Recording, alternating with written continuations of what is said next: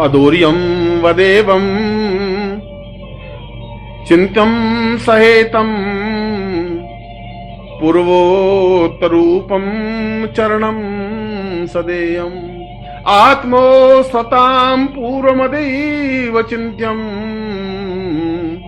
गुरुर्वै शरण्यं गुरुर्वै शरण्यम। वह तो मूर्ख और मूढ़ होगा जो आपके चरण छोड़ करके इधर उधर भटकता होगा। उसके पाप ही उसके बीच में आए होंगे जो आपकी दृष्टि से ओझल होता होगा। उसका जीवन का दुर्भाग्य होगा कि वो आपसे दूर खड़ा होकर के भी सांस ले रहा होगा। आपसे दूर रहकर के सांस लेने की कल्पना ही अपने आप में आश्चर्यजनक है। जिस प्रकार से समुद्र से और नदी से मछली को बाहर निकालने के बाद जिस प्रकार से मछली तड़प कर मर जाती है, उस प्रकार से आपसे अलग होकर के मर क्यों नहीं जाते, तड़प करके समाप्त क्यों नहीं हो जाते? जिंदा रहने का हक क्या है, अधिकार क्या है?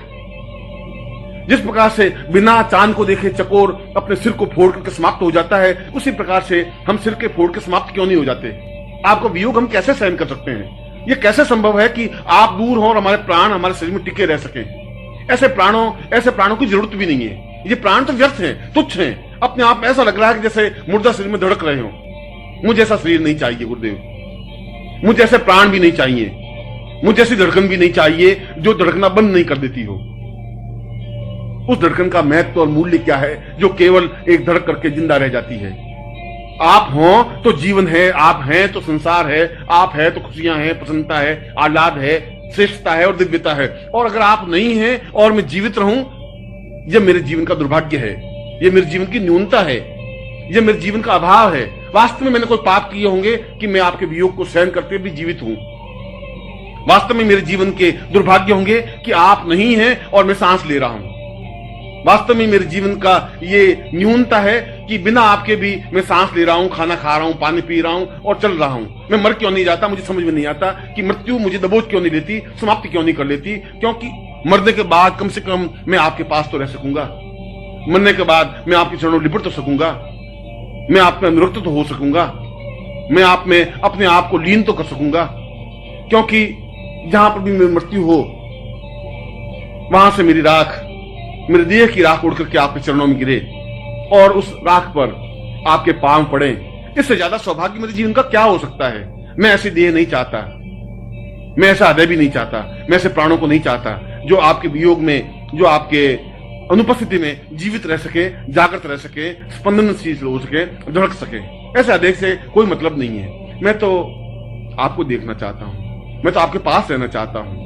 मैं तो हर क्षण चकोर जिस प्रकार चांद को देखता रहता है, उसी प्रकार से मैं आपको देखता रहना चाहता हूं। मैं तो हर क्षण एक पपीहे की तरह केवल गुरु गुरु शब्द को उच्चारण करना चाहता हूं। हर क्षण आप मेरी आंखों में बसे रहें, हर क्षण मेरी आप कल्पना में बने रहें, हर क्षण मेरी हृदय की प्रत्येक धड़कन के साथ गुरु शब्द का उच्चारण हो।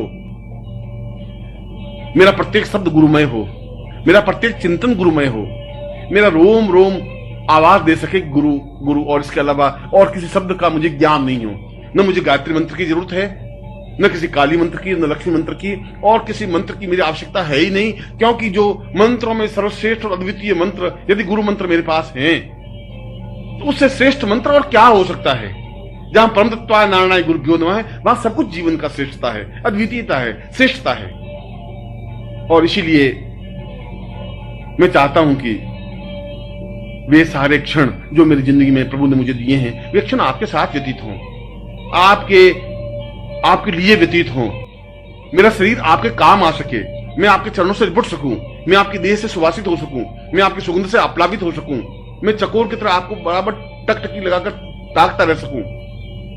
और यदि आपसे विरह होना ही पड़े, आपसे अलग होना ही पड़े, तो मछली की तरह तड़फ करके मर जाऊं, कुरंग की तरह उस पत्थर पर सिर फोड़ करके अपने आप को समाप्त कर दूं और मृत्यु मुझे प्राप्त हो जाए, ऐसा मैं चाहता हूं। मैं तो आपसे ऐसा आशीर्वाद चाहता हूं कि मैं एक क्षण भी आपकी जुदाई सहन नहीं कर सकूं।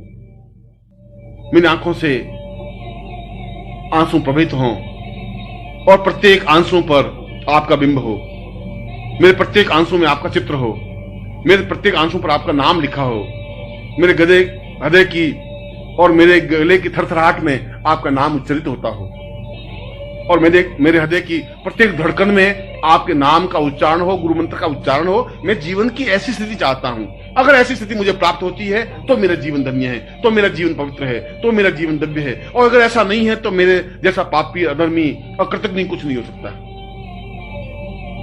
आप मुझे आशीर्वाद दें तो मुझे ऐसा आशीर्वाद दें।